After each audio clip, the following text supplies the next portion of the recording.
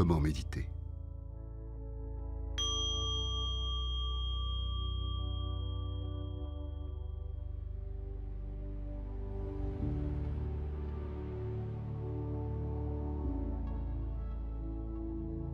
La méditation n'est pas affaire de mots, mais de pratique. Il ne sert à rien de lire maintes fois le menu d'un restaurant. Ce qui compte, c'est de se mettre à table. Il est néanmoins utile de disposer des lignes directrices qu'offrent les ouvrages des sages du passé.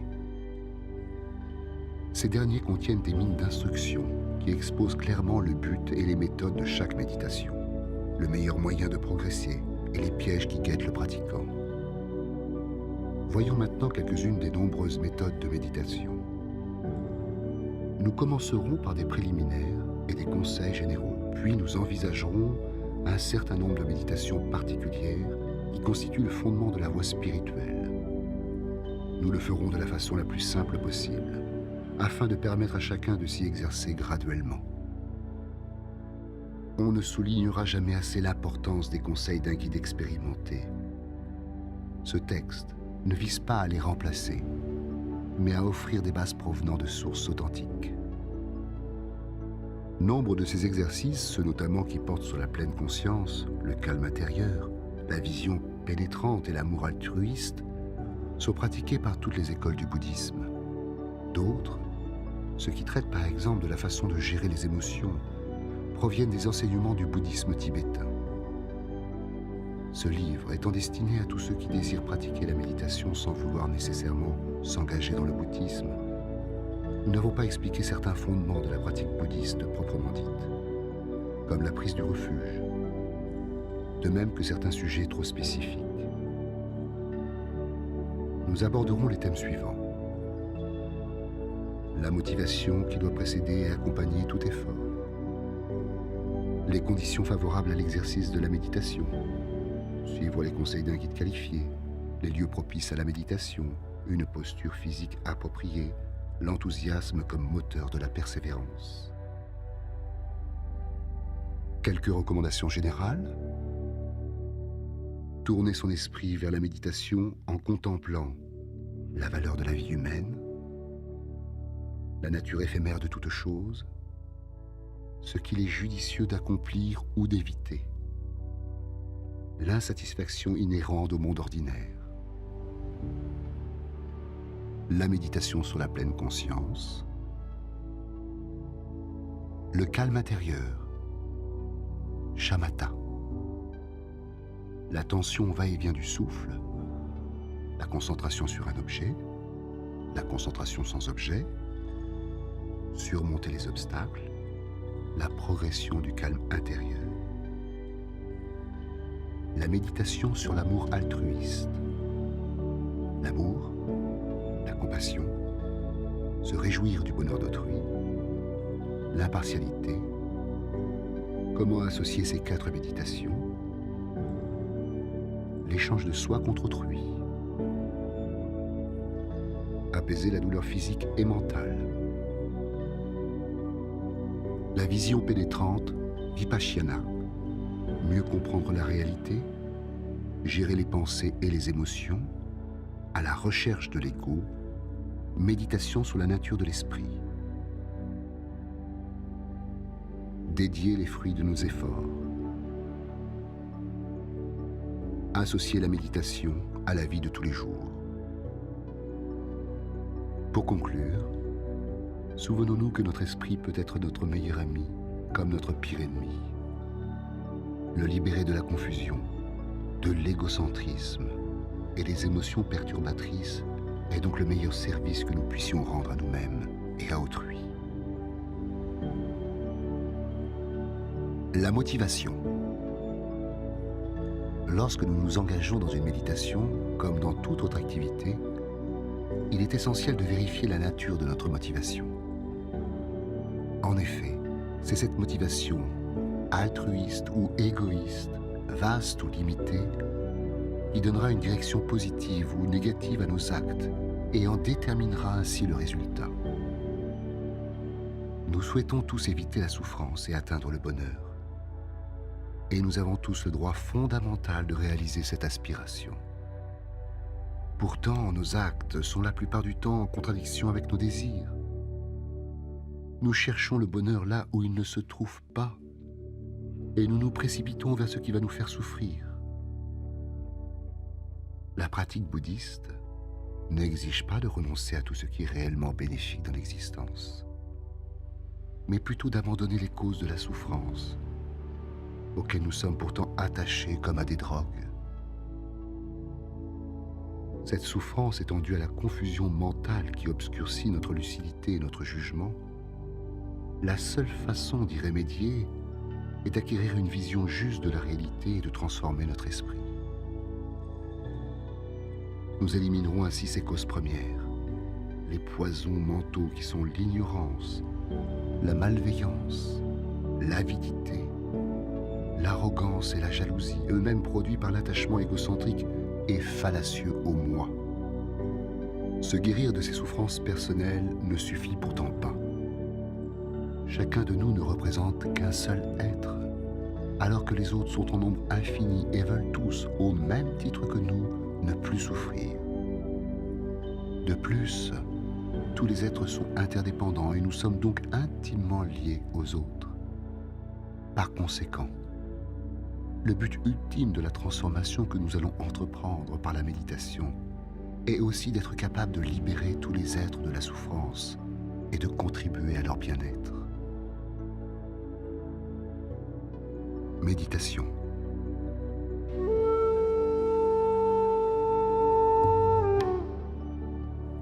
Réfléchissons à notre situation actuelle. Nos comportements ou réactions habituelles ne mériteraient-ils pas d'être améliorés? Regardons au plus profond de nous-mêmes. N'y décelons-nous pas la présence d'un potentiel de changement?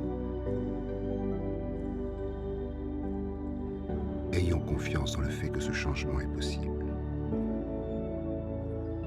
Pour peu que nous fassions preuve de détermination et de lucidité. Formons le vœu de nous transformer, non seulement pour notre propre bien, mais aussi et surtout pour un jour être capable de dissiper la souffrance des autres et de les aider à trouver le bonheur durable. Laissons cette détermination croître et s'enraciner au plus profond de nous. Source d'inspiration par le 14e Dalai Lama. Faisons-nous preuve d'étroitesse ou d'ouverture d'esprit? Prenons-nous en considération l'ensemble d'une situation ou nous limitons-nous à ces détails? Avons-nous une perspective à court ou à long terme? Est-ce que notre motivation est réellement empreinte de compassion? Notre compassion se limite-t-elle à notre famille, à nos amis et à tous ceux auxquels nous nous identifions? Il faut sans relâche nous poser ce genre de questions. Vœu du Bodhisattva. Que la précieuse pensée de l'éveil naisse en moi si je ne l'ai pas conçue. Quand elle a pris naissance, que jamais elle ne décline, mais toujours se développe. Les conditions favorables à la pratique de la méditation. Suivre les conseils d'un guide qualifié. Pour pouvoir méditer, il faut d'abord savoir comment s'y prendre. D'où le rôle essentiel d'un instructeur qualifié. Dans le meilleur des cas, il s'agit d'un maître spirituel authentique, capable d'offrir une source inépuisable d'inspiration et de connaissances, de même qu'une longue expérience personnelle.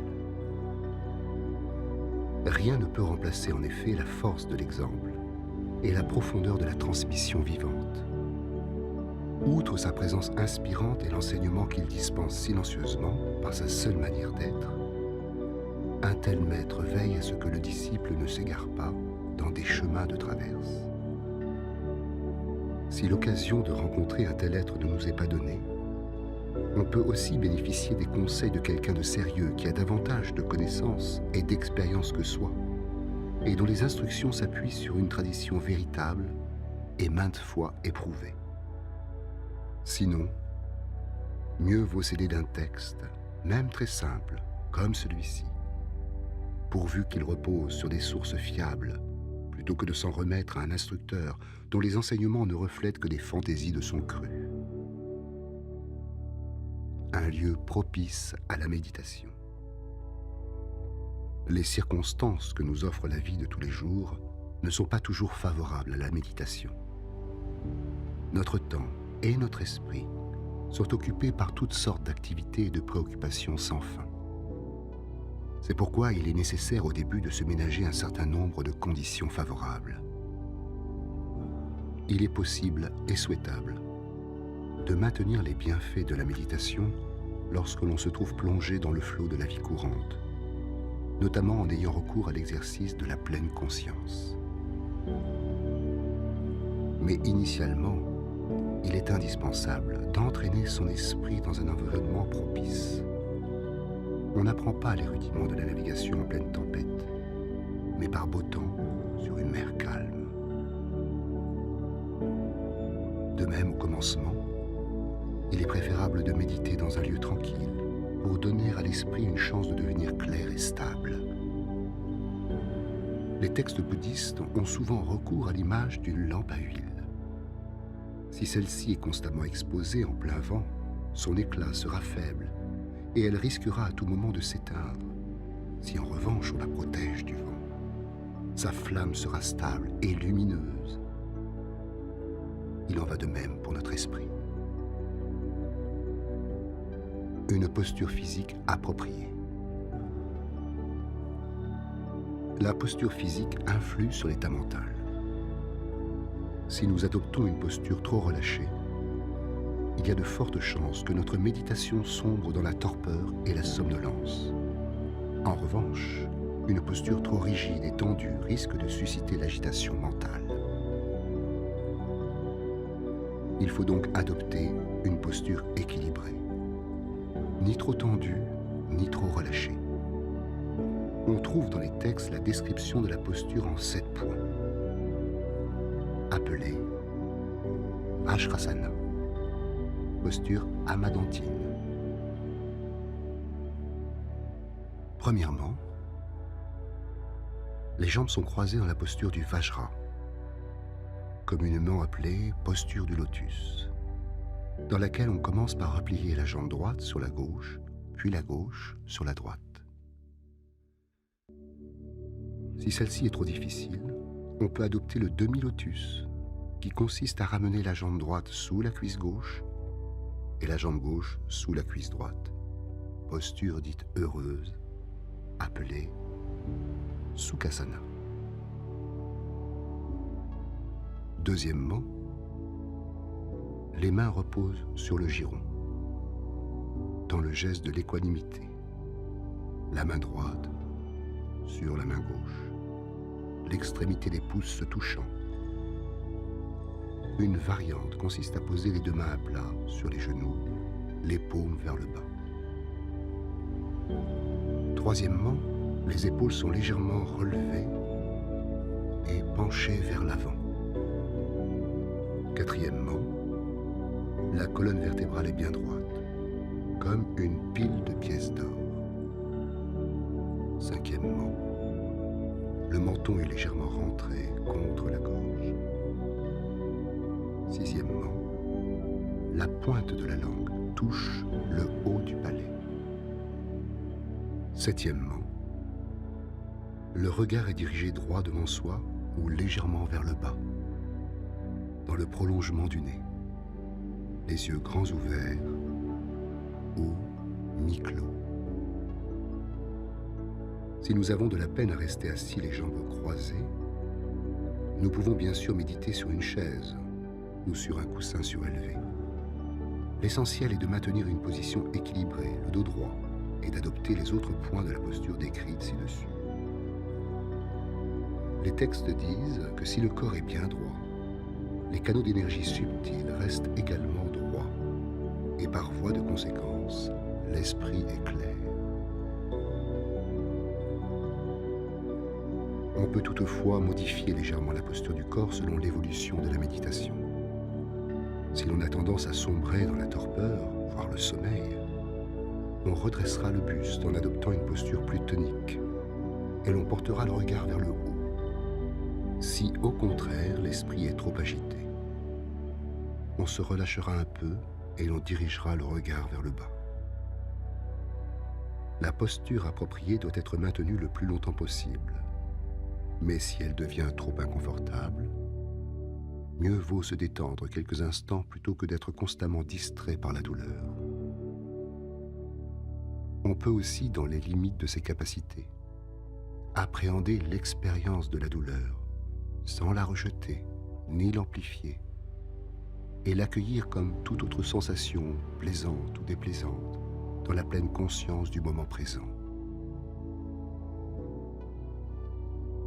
On peut, enfin, faire alterner la méditation assise avec la marche contemplative, une méthode que nous décrirons plus tard. L'enthousiasme comme moteur de la persévérance. Pour s'intéresser à quelque chose et y consacrer du temps, il faut d'abord en percevoir les avantages. Le fait de réfléchir aux bienfaits attendus de la méditation, puis de les avoir quelque peu goûtés par soi-même, nourrira notre persévérance. Cela ne veut pas dire pour autant que la méditation est un exercice toujours agréable. On peut la comparer à une excursion en montagne qui n'est pas à chaque instant une partie de plaisir. L'essentiel est d'éprouver un intérêt suffisamment profond pour maintenir l'effort en dépit des hauts et des bas de la pratique spirituelle. La satisfaction de progresser vers le but que l'on s'est fixé suffit alors à entretenir sa détermination et la conviction que l'effort en vaut la peine. Quelques recommandations générales. Il est essentiel de maintenir la continuité de la méditation, jour après jour, car c'est ainsi que celle-ci prendra peu à peu de l'ampleur et gagnera en stabilité, comme un filet d'eau qui se transforme graduellement en ruisseau, puis en fleuve. On lit dans les textes qu'il vaut mieux méditer régulièrement et de façon répétée pendant de courtes périodes de temps que d'effectuer de temps à autre de longues séances. Nous pouvons par exemple consacrer 20 minutes chaque jour à la méditation et profiter des pauses dans nos activités pour raviver, ne serait-ce que quelques minutes, l'expérience que nous aurons acquise durant notre pratique formelle. Ces courtes périodes auront davantage de chances d'être de bonne qualité et elles entretiendront un sentiment de continuité dans notre pratique. Pour qu'une plante pousse bien, il faut l'arroser un peu chaque jour. Si l'on se contente de verser sur elle un grand seau d'eau une fois par mois, elle mourra probablement de sécheresse entre 2 arrosages. Il en va de même pour la méditation, ce qui n'empêche pas d'y consacrer parfois davantage de temps.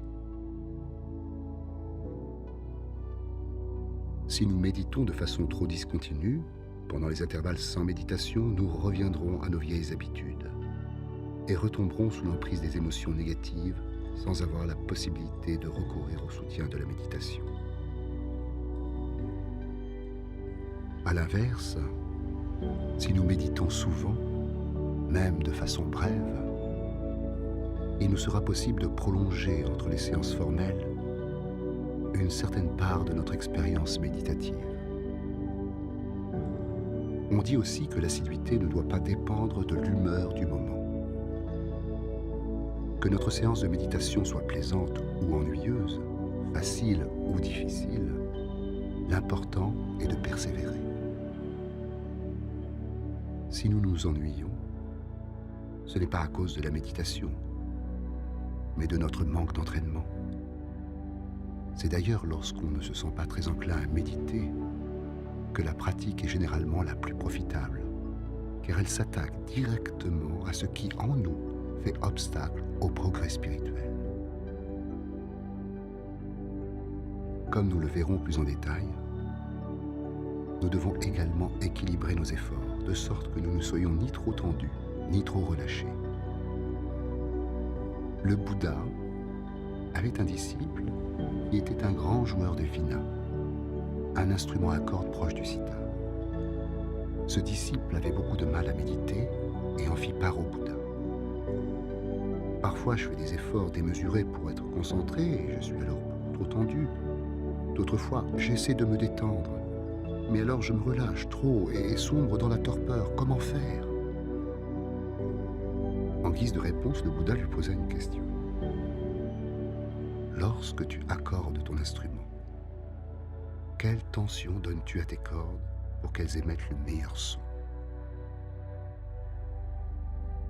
Elles doivent être ni trop tendues, ni trop relâchées, répondit le musicien. Le Bouddha conclut. Il en va de même pour la méditation. Pour qu'elle progresse harmonieusement, il faut trouver un juste équilibre entre effort et relâchement.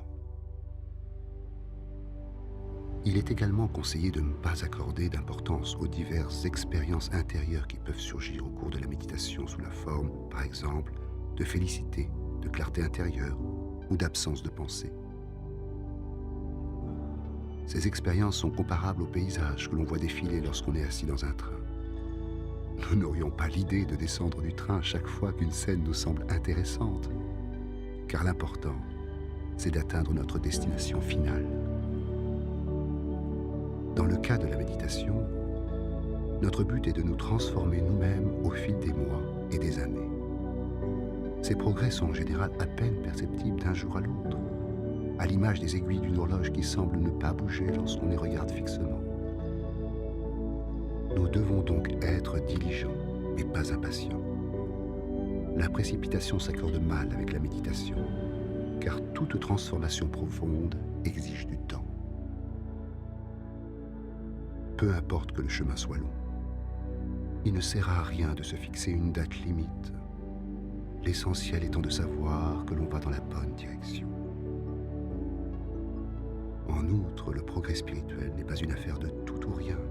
Chaque pas, chaque étape apporte son lot de satisfaction et contribue à l'épanouissement intérieur.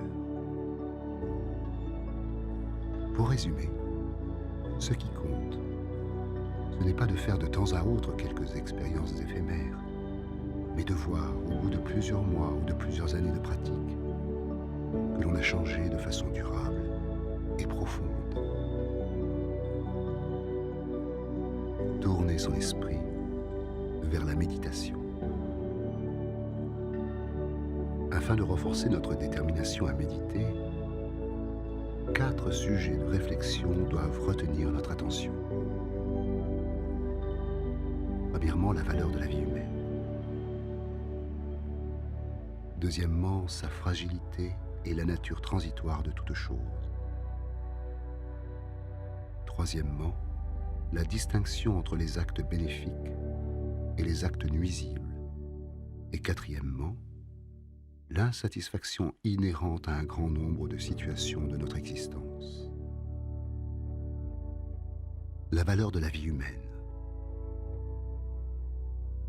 À condition de jouir d'un minimum de liberté et d'opportunité, l'existence humaine offre d'extraordinaires occasions de développement intérieur. Utilisée à bon escient, elle nous offre une chance unique de réaliser le potentiel que nous possédons tous, mais que nous négligeons et dilapidons si facilement. Ce potentiel, voilé par notre ignorance ou confusion mentale et par nos émotions perturbatrices, demeure la plupart du temps enfoui à l'intérieur de nous, à l'image d'un trésor caché.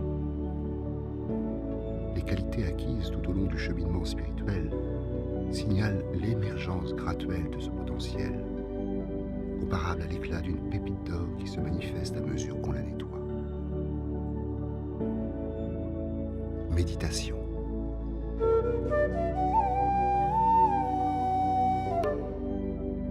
Rendons-nous compte à quel point la vie humaine est précieuse. et aspirons profondément à en extraire la quintessence.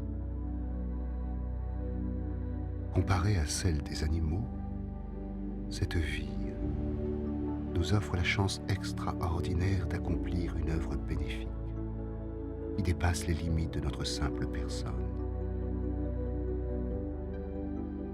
L'intelligence humaine est un outil extrêmement puissant, capable d'engendrer d'immenses bienfaits comme de produire de terribles malheurs. Utilisons-la pour éliminer graduellement la souffrance et découvrir le bonheur authentique. Pas seulement pour nous-mêmes, mais pour tous ceux qui nous entourent. De sorte que chaque instant qui passe vaille la peine d'être vécu et que nous soyons sans regret au temps de la mort, comme le paysan qui a cultivé son champ du mieux qu'il pouvait. Demeurons quelques instants dans cette profonde appréciation. Source d'inspiration par Yongey Mingyu Rinpoché.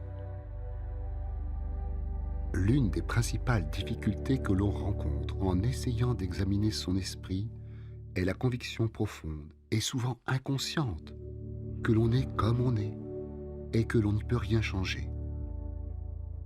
J'ai moi-même éprouvé ce sentiment de pessimisme inutile dans mon enfance, et je l'ai constaté très souvent chez les autres au cours de mes voyages dans le monde.